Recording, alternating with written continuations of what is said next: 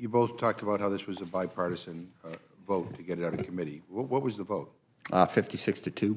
That's pretty bipartisan. But wasn't, I'm trying to turn the clock back a year when you came here, and I think that was a bipartisan. Yeah, I think it was 57 or 58-1 that time. Yeah. Yeah.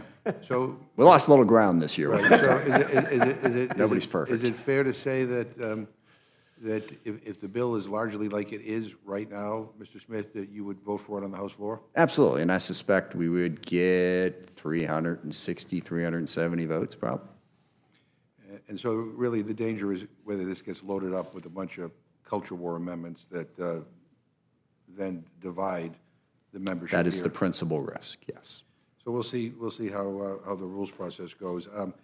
You know, you raise an issue that concerns me as well, and that is, you know, the president's domestic use of the military, which I think is a dangerous precedent, and I worry about the impact that it has on military readiness to perform their core missions. But I'm also worried about, you know, what just recently happened. You know, with the reports about the military strike on a vessel in the Caribbean. You know, and I get it. I mean, we all want to crack down on narco traffickers, but this strike against alleged narco traffickers sure seems like a dangerous escalation and potentially an illegal use of military force. I mean, should we be concerned about last week's military strike as well as the president's threat to broaden the use of military force? And the one thing I've kind of come to appreciate after being here for a while, and that is it's easy to get into a war. It's hard as hell to get out of one. But anyway, I know you mentioned it. Yeah, no, I think it's worth focusing on this. To begin with, to date, we have not received any sort of detailed explanation from the White House as to who the target was, what the intelligence was behind it, why the strike was taken, the details. Now, we're supposed to, on a staff level, get a brief tomorrow. We were supposed to get that brief last Friday. Didn't happen. We'll see if it happens tomorrow. So there's no clarity. So and there was no notification ahead of the strike, which frequently does happen, certainly to the Gang of Eight, but to others as well. So it's very unilateral action. And then what's the justification for it? Well, typically you use the U.S. military in one of two instances. Either one, you have an authorization for the use of military force, which we've got the 2001 AUF, the 2003 AUF on the books. And as strikes have happened in the Middle East, those have been used as authority.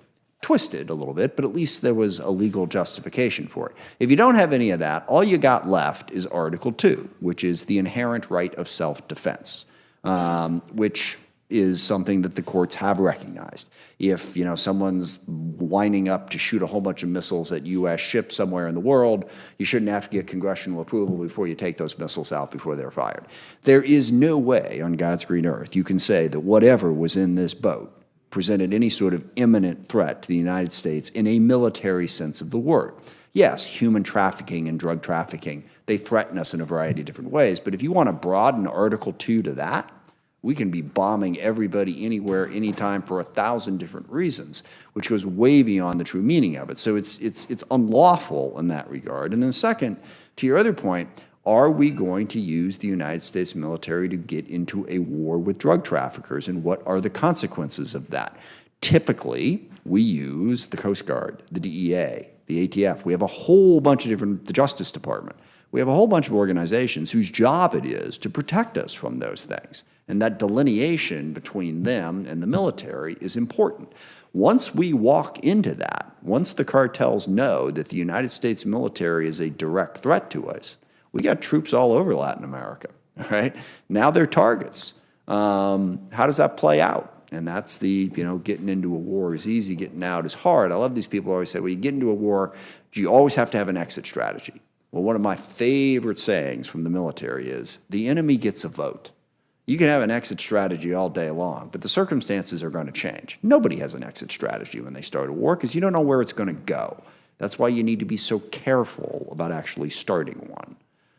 No, and I appreciate that, and I hope that the leaders in this Congress, rather than just kind of rally around the leader, instinctively might actually take some time to do hearings and to actually make sure that we do have a policy and we don't get sucked into a needless war. Just the final thing, and you touched on this a little bit as well. I mean, we've seen the Trump administration take unprecedented action by firing scores of senior military officers, apparently for being perceived as disloyal to the current administration rather than for actual performance issues.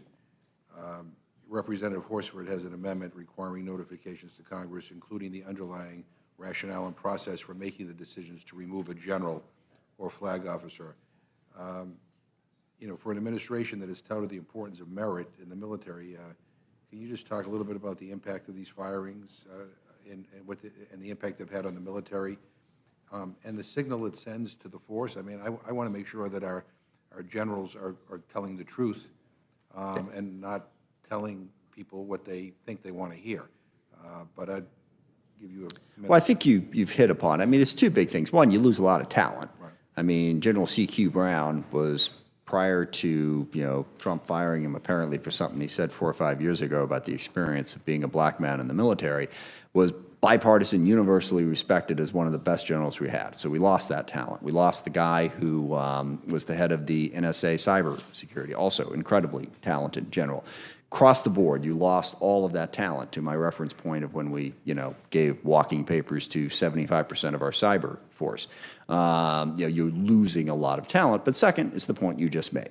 It has a chilling effect. What is it that you're expected to do? Are you supposed to expect to do the thing that's going to make do your job the best protect America? Or are you supposed to do what Donald Trump wants? I mean, it seems like a remarkably petty example, but pulling back that award from Tom Hanks yesterday, an award which, by the way, has been given to actors before, Gary Sinise, because of the work that they did to support the military and support veterans.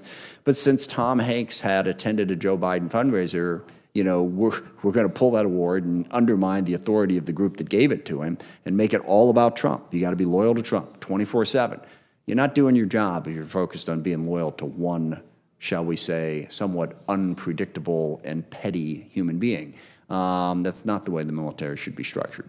No, and I agree with you. And I thank you for your responses. I want to thank you both again for bringing a bipartisan bill to the Rules Committee, and let's see whether it can survive the amendment process. But anyway, thank you. I yield back.